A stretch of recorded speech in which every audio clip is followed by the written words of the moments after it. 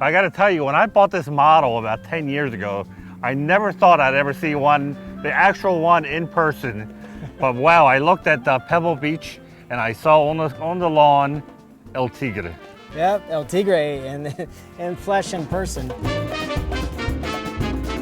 Hit that subscribe button and turn on notifications by clicking on the bell icon and never miss a video. We've got lots of Porsche content coming your way. This is chassis 158, and it's a 906E, so it's one of the 4 long-nose, short-tail cars that the factory made as a works car. And Ed Hughes made this car famous because he drove the car in the 67 Sebring. And before the race, he and his team decided to make a livery that would stand out, and this is it. And the El Tigre nickname, or its motto that it became known for later in life, is when it raced in Central America and Latin America and won the Endurance Championship there. It was 4 races that were 6 hours in nature, and it won 3 of those, driven by Armando Capriles, who was a Venezuelan, and that's where it was nicknamed El Tigre. And he kept the same livery. Kept the same livery. Actually, and even the 42, the reason why we restored the car to its original livery is this livery was underneath its South American race number, so they just put stickers over the 42. So it raced like this, and that's, of course, it's well known as El Tigre. So stepping back, yes. The 906, it's the successor to the 904, yes. But it's a pretty big leap. It's the beginning of Ferdinand Piech. Yep. Later, is the father of the 917, the one who led the charge. But the 906, tell us about the 906 as a car itself. So it's Porsche's re-entry back into using a space frame tube frame for the chassis, as well as fiberglass wrapped around that. And this also features the 6-cylinder magnesium engine, the 901/20, which was the carbureted motor, and this car has the E motor for fuel injected, so the 901/21.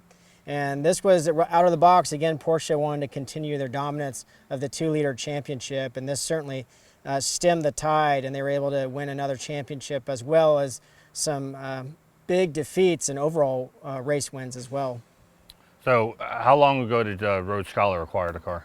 We acquired this car from Tom Stegman, the great gentleman and collector in Cincinnati, Ohio, in 2020. And of course, this is the car that covers the book in Jerry Pantis's famous book of racing 904s in North America.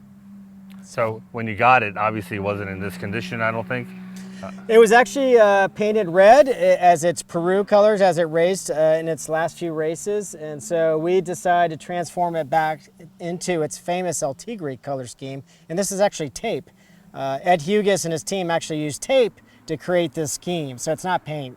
So that sounds easier than painting, but looking at the tape and knowing how Road Scholars restores things, I'm imagining you had to do a lot of research to nail this tape job the way they would have done it. We did. We were through the Ford Museum and the Revs Institute. They have wonderful archives, and they have all these archival images, high resolution, original photos. So we were able to use the tape seams. We know that they used universal industrial tape, 2-inch tape, and we were able to replicate basically where the seams of the tape fell originally all over the car. So it took us over 120 hours just to tape it on top of the 2,000-hour plus restoration.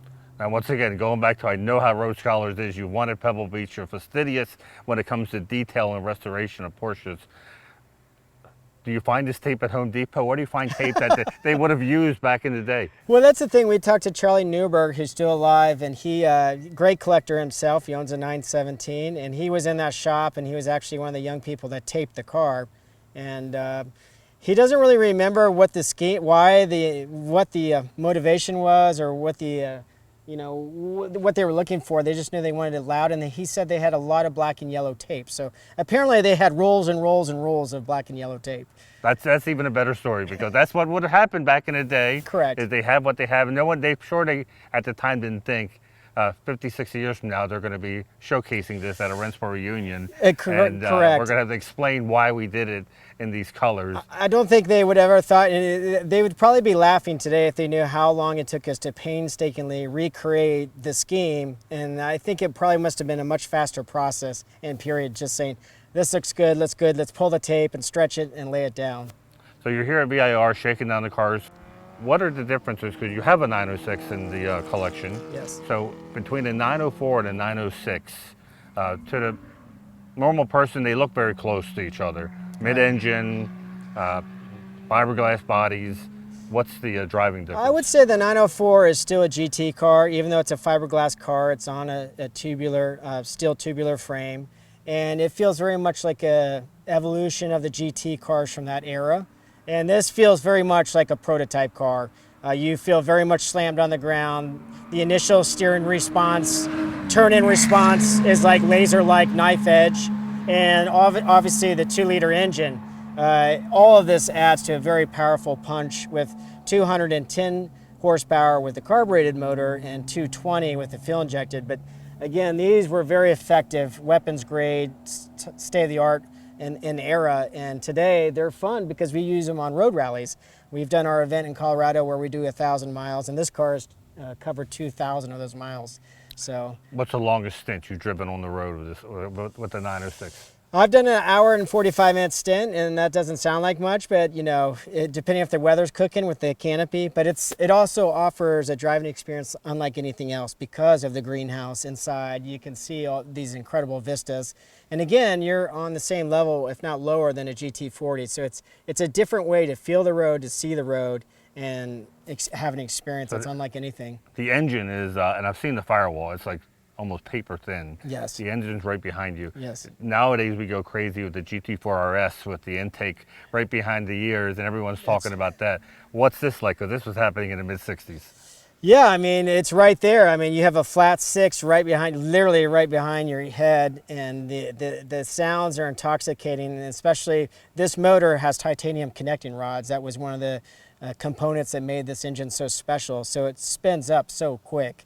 It just has a wonderful rev band, and it's just intoxicating. That's the best way you can say it. It is like the GT4 RS, and you hear that sucking noise, but this is just raw power. You feel like you're in Ford versus Ferrari, the movie, which obviously it highlights the 906s on the track. So lastly, I guess I look at the tires, yeah, and obviously they're not the old tires, but they're still the same sidewall height, the still narrowness of the tire compared to your Pikes Peak car that you ran. How hard is it getting used to these smaller tires? Oh, it's really difficult. These are actually in period. These are original Goodyear Blue Streaks. Okay. Yeah, so we had these for the show. We'll be running new Dunlops for we can use the new Hoosiers, they're grooved, Dunlops are approved for Rennsport. But it's a higher profile, so it's a little bit of a skate feel. Everything's sliding, but once you're used to it, it's very predictable.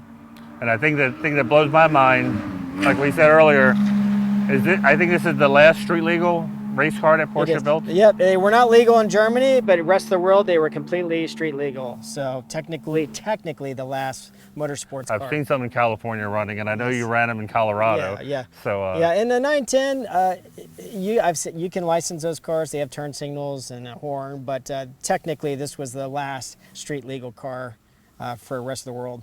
So there you go. If you're looking for a car, you still drive on the street and to the racetrack, if you will. Yeah. Give Cam a call. He'll set you up and make the car run perfectly.